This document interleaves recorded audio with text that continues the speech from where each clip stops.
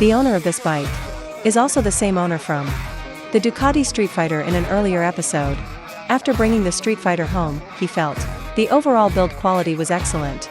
So the owner said he'd bring his CBR1002 and have a service and upgrade it as well.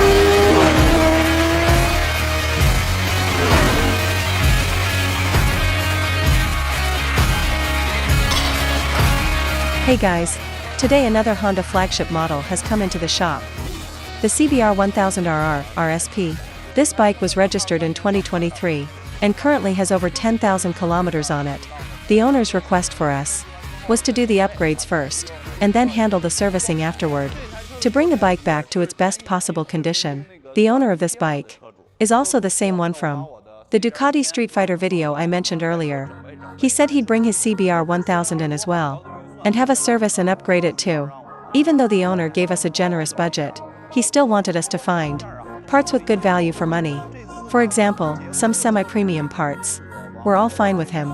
So this time, combining the budget the owner gave us with the bike's actual condition, we put together a plan.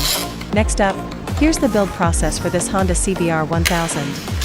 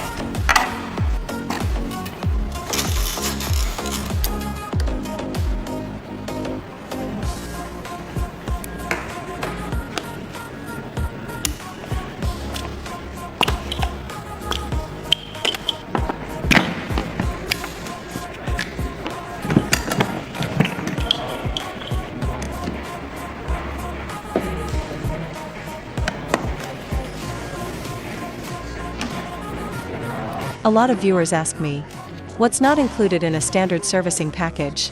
Actually, there's no standard answer to that. Every bike's condition is completely different. Some parts are worn out or aged.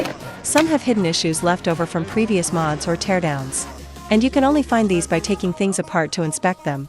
Things like tires and brake pads and chains, these where parts come in standard and race spec grades. OEM and higher-end options use different materials at different levels. And the price difference is huge. On top of that, every owner's needs are completely different. Some people want perfection. Every bolt torqued back to factory spec. 0 scratches on the finish. Every detail maxed out, while others just want the bike stable, good enough for normal riding. So the bike's condition, wear level, parts grade, and the owner's standards all combine together, which is why every bike's service scope and quote are custom made individually. There's no one-size-fits-all package. Take this owner, for example. He already takes great care of his bike day to day. So the servicing ends up being that much easier.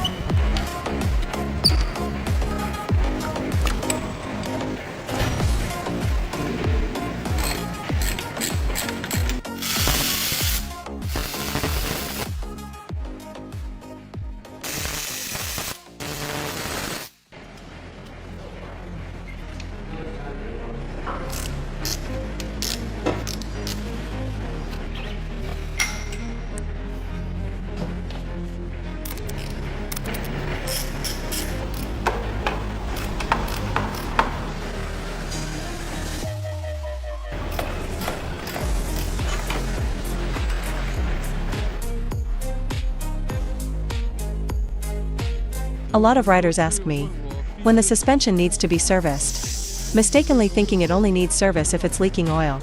But that's actually a big misconception. The suspension directly determines the bike's overall ride feel.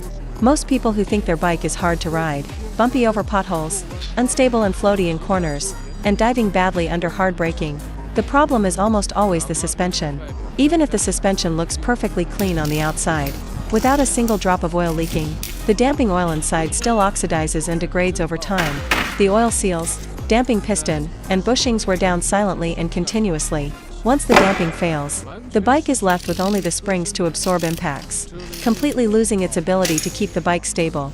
This kind of internal work can't be seen with the naked eye, and it costs money while also compromising riding safety. Regularly servicing the suspension restores the factory damping performance, extends the suspension service life, and thoroughly improves the bike's overall handling. Whether a bike is nice to ride or not, the suspension plays a critical role. Also, under different usage conditions, the suspension service interval also varies. For aggressive riding, racing, and other demanding conditions, suspension servicing is measured in hours. For everyday normal riding, servicing every 3 years or 20,000 kilometers is enough. If it's a high-performance race bike, we recommend shortening the service interval.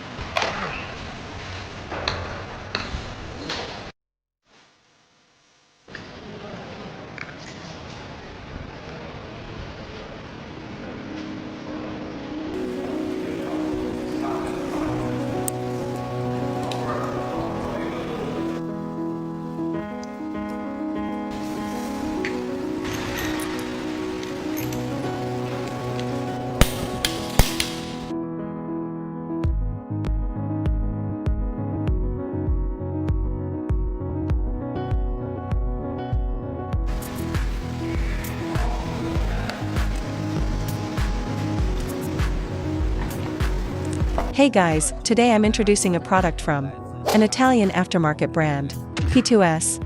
Today I'm introducing the P2S Shark series. It's electroplated CNC-forged master cylinder.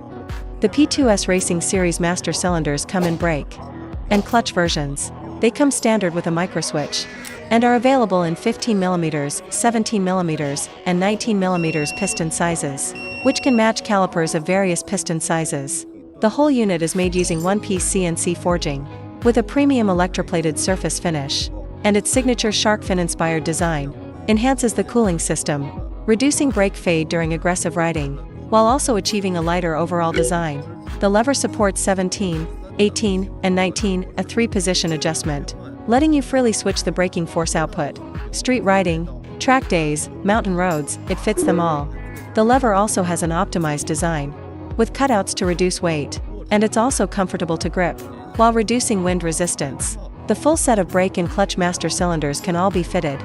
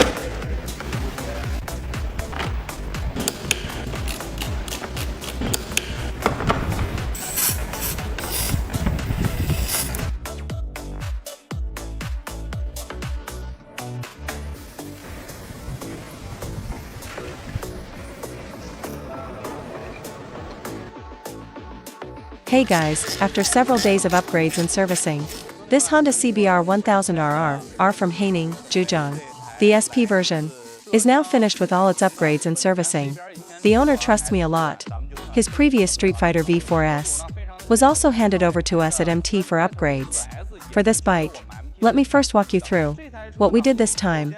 We again went with the Casado levers for him. This master cylinder is the micro switch version, with a brand new design, featuring a shark fin design with cooling fins on top. The owner also chose a clear reservoir, paired with active brand blue brake fluid. For the whole bike, we went with H1 steel braided lines. And as you can see from the front, they chose a two-tone color, blue on one side and red on the other, which matches nicely with the bike's red and blue bodywork. Moving down to the brake discs, this time we also chose Sunstar brake discs for him. And did you notice the color? It's also a red and blue combo.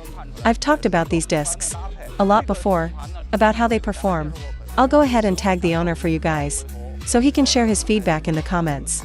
As for the wheels, you can see, the original aluminum wheels have been swapped for OZ forged aluminum wheels, in titanium color front and rear, which matches really well with the bike's bodywork color.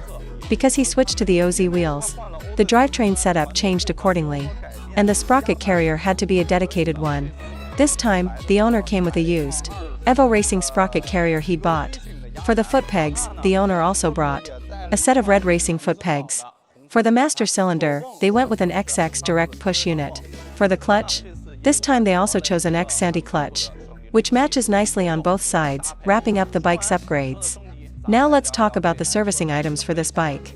After all, with over 10,000 kilometers on it, we serviced the front and rear suspension, plus the throttle body and air filter servicing, and replaced the coolant with a high-performance B15 coolant. This time, even though we didn't replace the calipers, we did fit him with a set of AP CR-centered brake pads. And that pretty much covers the whole upgrade and service. Thanks for watching. Follow me to learn more racing tips and tricks.